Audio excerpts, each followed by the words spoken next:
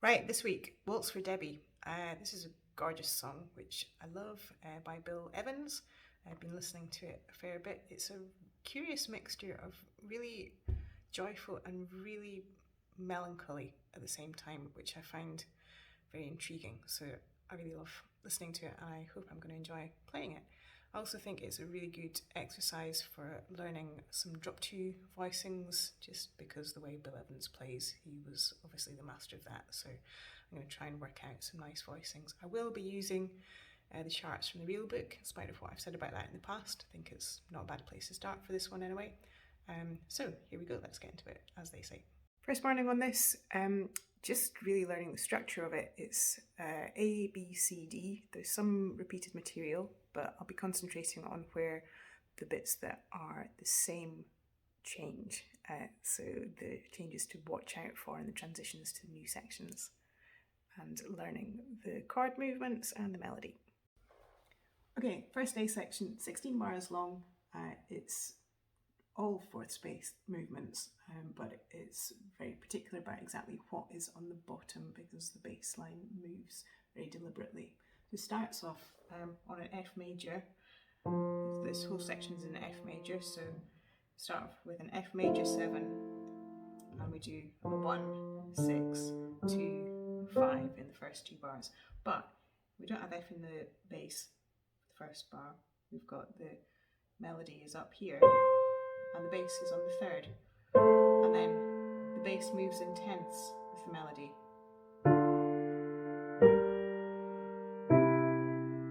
The first 4 bars, and then bar 5 we've got A dominant 7 but with a G in the bottom, so we're going to have the shell there, and then bars 5, 6, 7, 8 we move. It's like the bridge and rhythm changes, it moves in fourths, all dominant 7 chords. A7, D7, G7, C7. Now it keeps that movement going to the next bar, the F dominant 7. Here we've just got the shell here, and then it moves to a B6, then G half diminished, then C7, then A minor, and that's the 3 chord going back to F. So we're going to do a 3, 6, 2, 5. So there's a 3, 6 is the D minor. Sorry. 2, 5 G minor, and then the 5 is a C7. And then back to the same place. Right, this is the B section now. Starts the same way as before.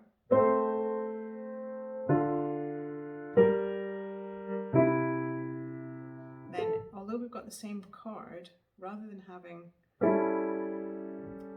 the G on the bottom, we put the shell the other way up.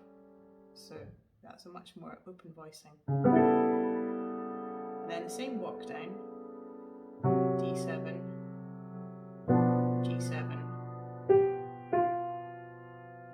C7, and this is where it changes. Instead of going to the F7, it goes to an A dominant. And then for these 4 bars, all the chords are exactly a major third higher than the equivalent 4 bars in section A. D minor 7, B dominant, we're moving towards A major, so that is the 2 dominant in A major that we're heading towards. Then an E dominant, that is the 5 of the new key that we've moved into. And then we just spend a little bit of time there.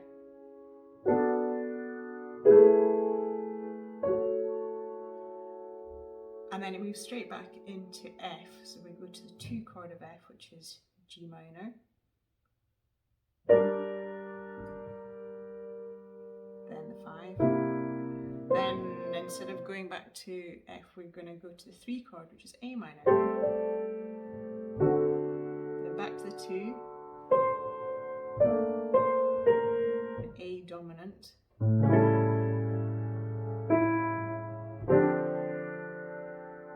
F7, B flat major 7,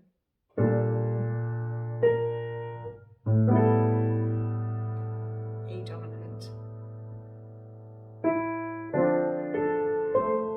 G7, and then we have, this has all been like a key of F most of the time, and then we're going to have slipped sideways slightly in and resolve to an A flat major 7.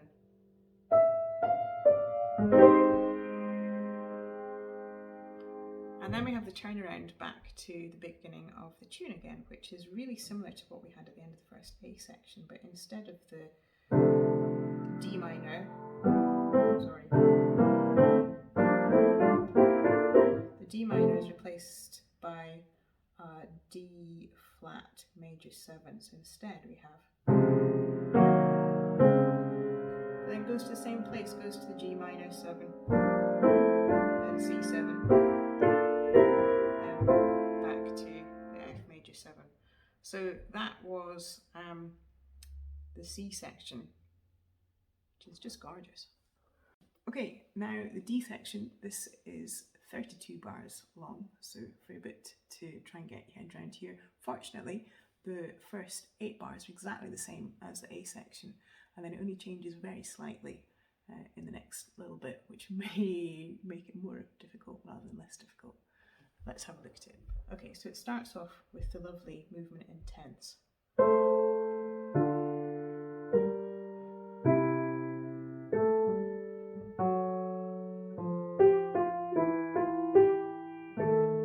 Okay, so we've made it to here. This is the F7 with the E flat in the bottom. Same so far, B flat 6. And then this is where it changes. So before it went, so in this section it's going to go over the G half diminished. So this melody is now a tone higher over the C7.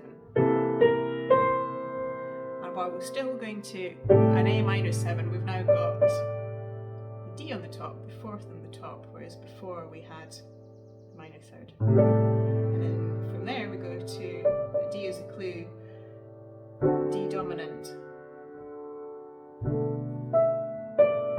E dominant, A minor, F dominant, then B major 7. Then my favourite chord in the whole piece,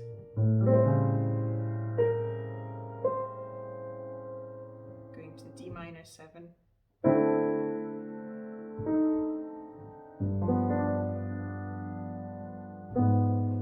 And then the outro comes. And it rocks them backwards and forwards over this diminished chord.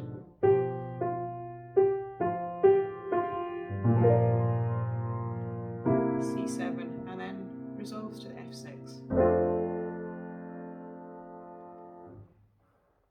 Some slow metronome work, linking the tune up with the note that is in the bass line. So I'm going to try and really stick to just the bottom note in the bass line and the tune. Right, got the metronome on 46 beats per minute. That is 1 in a bar, and just concentrating on the melody and the bass line. Really trying to listen to the metronome. 1, 2, 3, 1, 2, 3.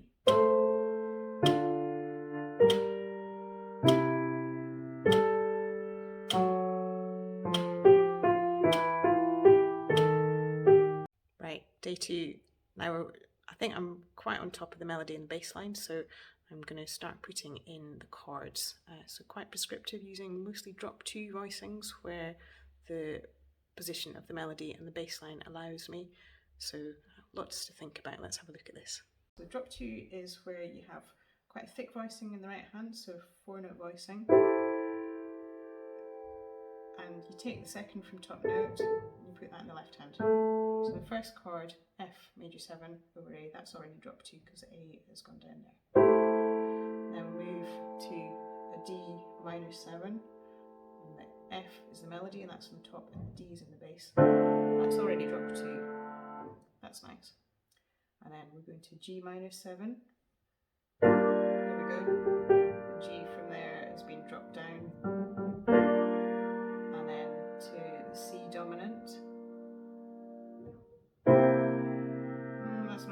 drop 2, but maybe, do we have to do that?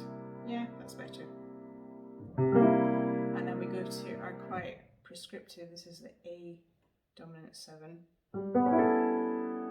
with the G in the bottom. So there we go, that would have been the voicing there. Then walk down.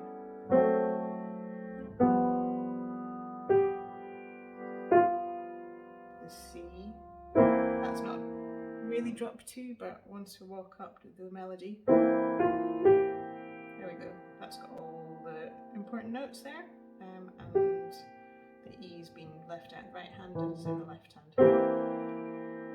So yeah, carry on like that. What happens next? We're going to the F7.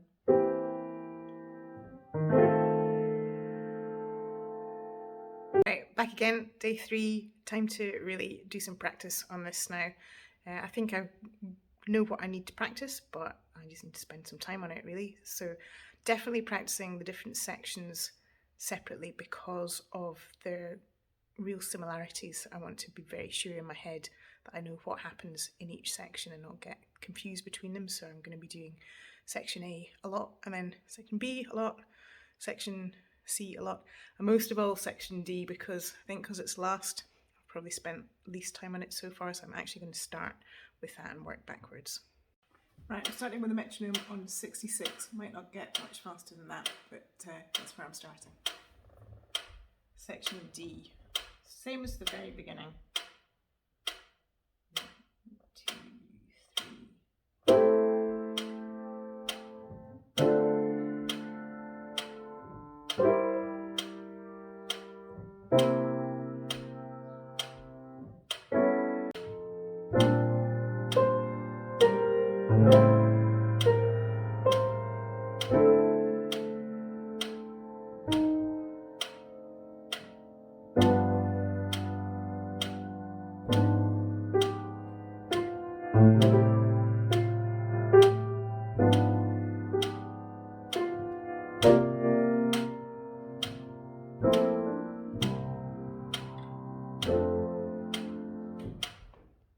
Right, here we go, another day back at the piano.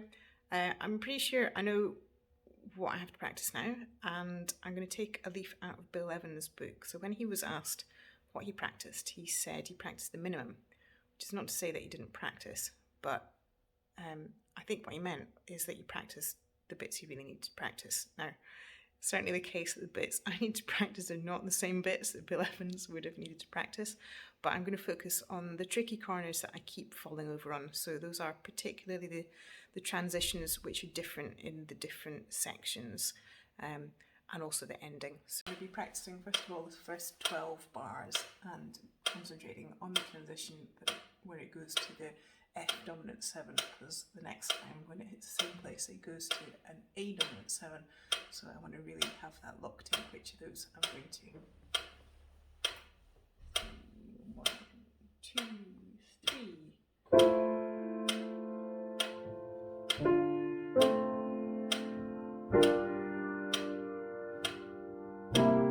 Here it comes.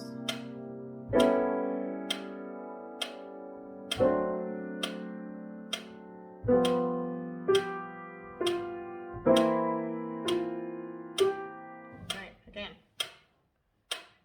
1, 2, 3.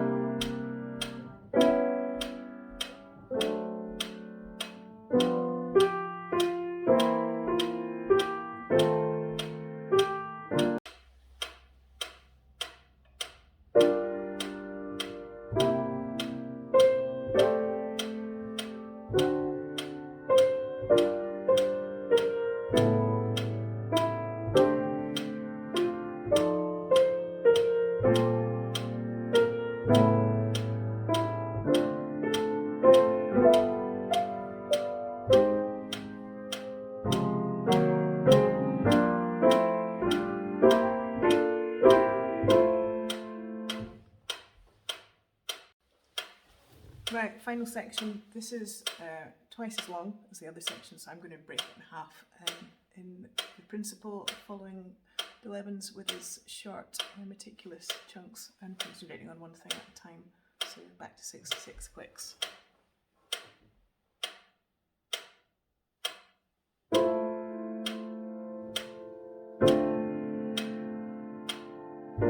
No pedal.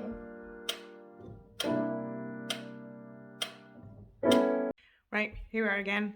More waltz for Debbie. Now, if you know the recording, or any of the recordings that Bill Evans plays, you'll know that he doesn't just play the chord on the one of each bar. He plays on the second beat of each bar as well. So I'm going to try and take the voicings that I've worked out, which at the moment are just one chord per bar on the first beat, and split them up so that I've got the melody, the outer note of what's going on the first beat, and then the rest of the chord on the second beat of the bar, which I think is a little bit closer to the original Bill Evans version. Okay, so starting at the top, we've got the outer notes. Whoops. Down a fifth.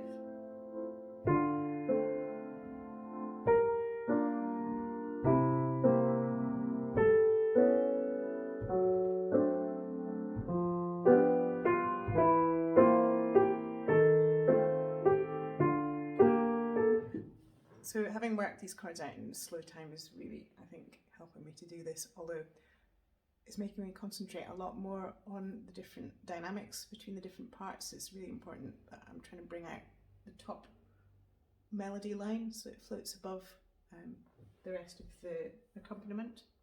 Let's try again.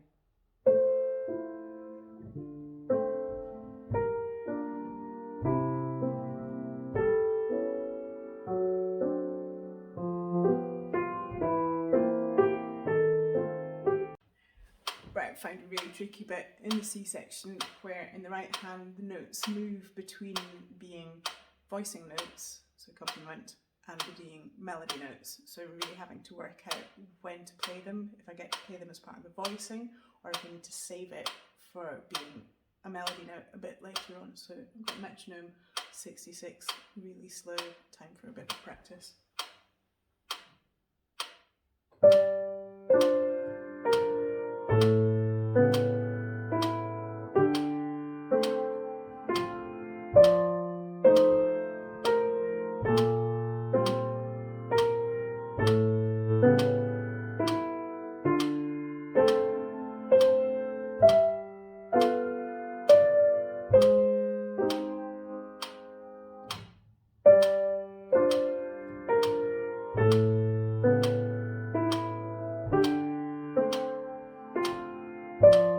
Right, end of the practice week here. Time to slow it right back down. I think I'm happy with everything, so slow practice, gradually speed it up, and then we're going to have a final performance.